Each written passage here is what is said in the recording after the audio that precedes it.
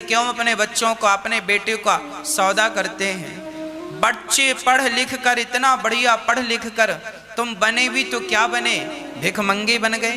दहेज के लिए हाथ पसार दिया। अरे मांगे से मरना भला, मत मांगो कोई भीख, बिन मांगे मोती मिले, यह सतगुरु की सीख। जीवन में यही सीखो कि हमें किसी से मांगना ना पड़े, दहेज जैसी भिक्षा हमें ना लेना पड़े। इतना योग्य बनाओ अपने आप को, इतना योग्य बनाओ अपने बच्चों को कि उन्हें किसी के सामने हाथ पसारने की जरूरत बिल्कुल ना पड़े। ऐसा बनाओ अपने बच्चों को, ऐसे संस्कार दो अपने बच्चों को, स्वावलंबी बनाओ, दहेज लेने वाला ना बने बच्चे। आप इन तमाम जो बुराइयां हैं संसार की सामाजिक, इन बुराइयों से बचो, अपने बच्चों को बचाओ। यही तो आपके संस्कार हैं, यही तो आपकी शिक्षा है। हाँ प्रिय भक्तों, गर्गाचार्य जी नामकरण संस्कार करते हैं। अयम ही रोहिणी पुत्रो रमयन् सुहृदयो गुणैः, आख्यायास्ते राम इति बलाधिक्याद्बलं विदुः। यशोदा, ये जो तुम्हारी गोद में बालक है इसका नाम होगा राम, पर बल अधिक होने से लोग कहेंगे बलराम।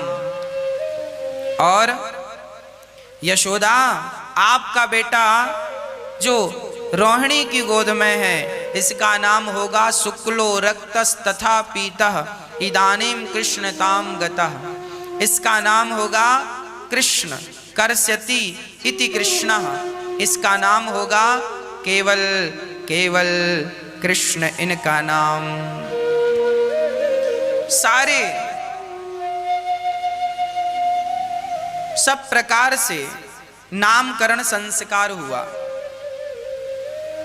नामकरण संस्कार होने के पश्चात भगवान जब बड़े हुए तो भगवान की दिव्य अति दिव्य लीलाएं प्रारंभ हो गई, लीलाएं चालू हो गई। कौन कौन सी? कभी भगवान घुटनों के बल जाते हैं और मटके में जो मक्खन भरा था, मक्खन के मटके में हाथ डाल देते। मैया बोली, लाला तूने मटके में हाथ क्यों डाला? कन्हैया बोले, मैया तूने इतने सारे नग पहना रखे हैं अंगूठियों में, ये बहुत जल रहे थे, सो मैंने हाथ डाल के थोड़ी ठंडक पहुंचाई है, थोड़ा सा ठंडा किया है। अच्छा, मैया बड़ी प्रसन्न हो जाती, बड़ी आनंदित हो जाती मैया, और लाला को गोद में लेकर के झूमने लगती। एक दिन की बात है, कन्हैया आंगन में खेल रहे थे, एक सखी आई मैया यशोदा से मिलने, तभी लाला को दर्शन करके वो धन्य धन्य हो गई। मैया से कहती है, मैया तेरी गौशाला से ने गोबर उठा लूं? हाँ हाँ सखी उठा ले। अब वो सखी अपने बर्तन में, अपने टोकनी में जब गोबर ज्यादा भरी तो श्याम सुंदर को बुलाया, ओ कन्हैया सुनियो। कन्हैया आए, क्या हुआ? कह रहे हैं सुनो, नेक टोकनी में हाथ लगवा दो, हम उठा लें, हमसे उठ नहीं रहा है, आप जरा हाथ लगवाओ। जब वो सखी टोकनी को पकड़ती है तो श्याम सुंदर जोर से हाथ लगाते हैं और सिर पे रखवाते हैं। सखी सिर पे रख के गई और जल्दी से गोबर बाजू में फेंक के आई, फिर गोबर भरने लग गई। कन्हैया बोले, सखी अभी तो गोबर ले गई है, क्या करेगी इतना गोबर? लाला हमें बहुत सारे कंडे बनाने हैं, ओपले, उसके लिए गोबर लेकर जा रही हैं। अच्छा, दोबारा आई, भरी, फिर बुलाई, लाला हाथ लगा दो। कन्हैया बोले, 2 बार हाथ लगाया है, 2 मक्खन का गोला लूंगा?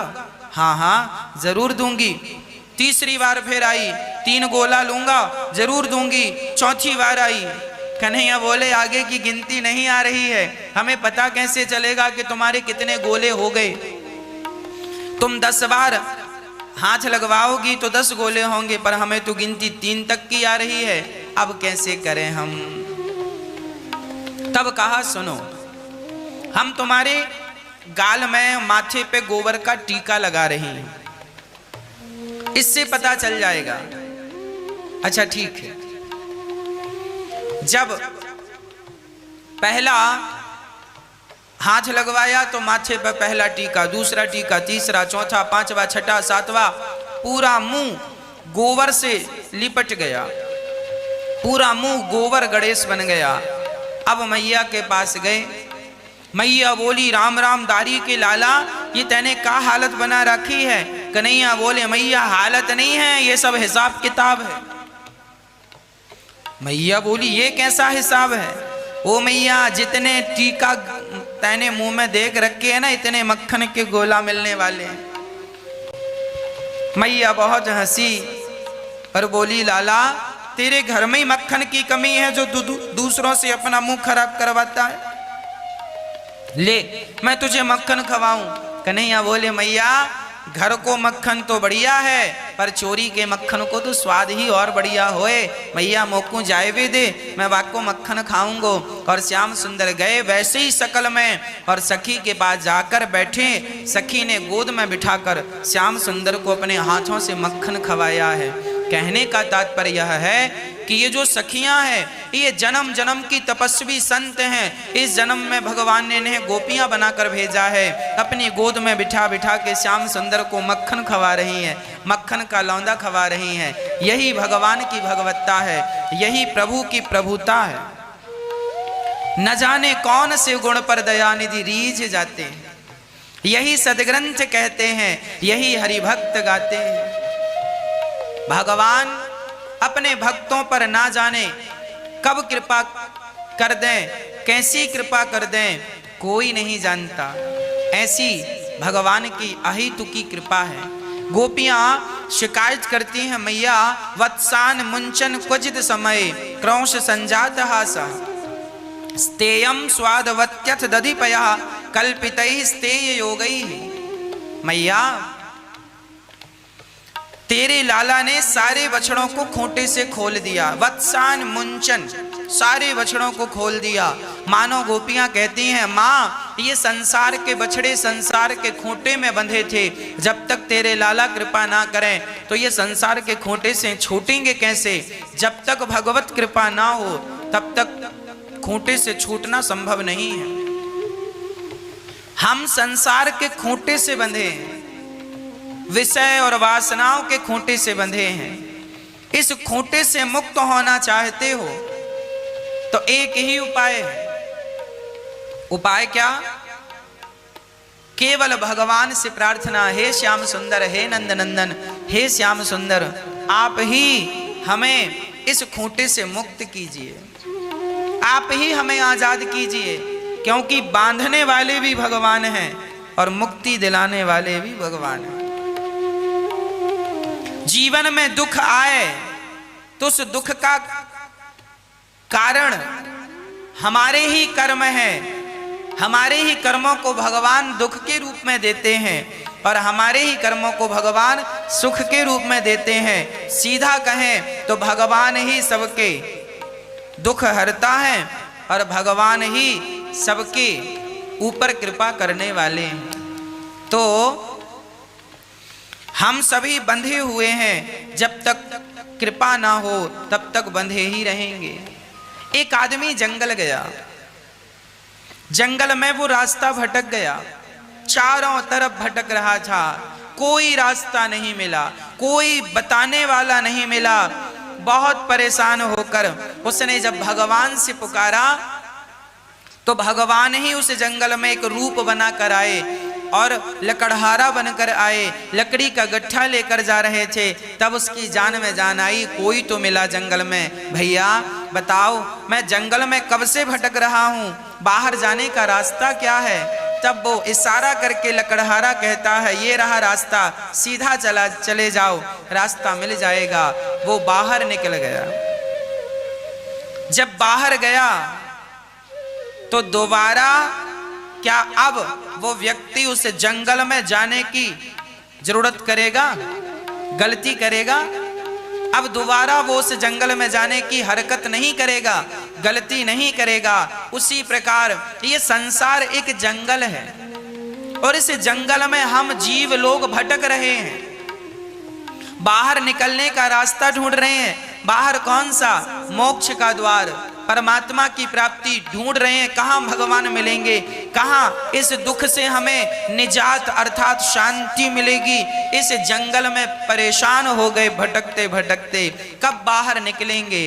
तभी भगवान ही कोई सदगुरु के रूप में आते हैं, भगवान ही किसी रूप में आकर आपको बताते हैं ये बाहर जाने का रास्ता है। राम नाम जपो, कृष्ण नाम जपो, नारायण नाम जपो, भगवान में श्रद्धा रखो, जीवन में अच्छे काम करते रहो, भगवान तक पहुंच जाओगे। आप ये करने लगते हैं तो आपका उद्धार अर्थात आपको बाहर जाने का रास्ता मिल जाता है। और जब आप बाहर जाते हैं तो भगवान से यही प्रार्थना करते हैं, प्रभु अब इस जंगल में हमें दोबारा मत भेजना।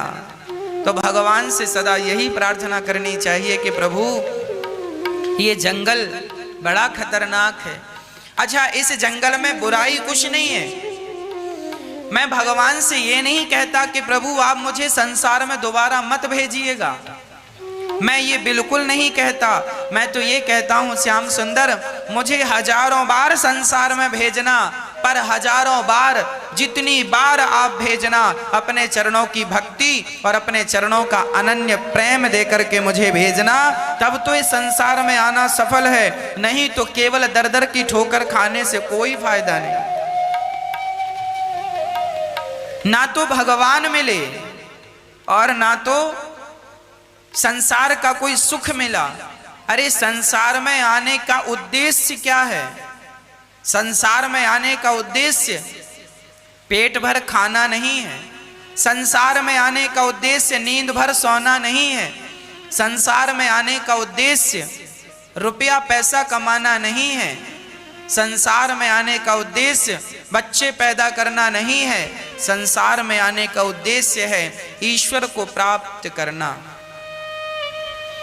अपनी श्वासों से यदि भगवान को प्राप्त कर लिया आपने, अपनी श्वासों को भगवान की सेवा में समर्पित कर दिया आपने, तब तो आपकी श्वासें आपका जीवन सफल है।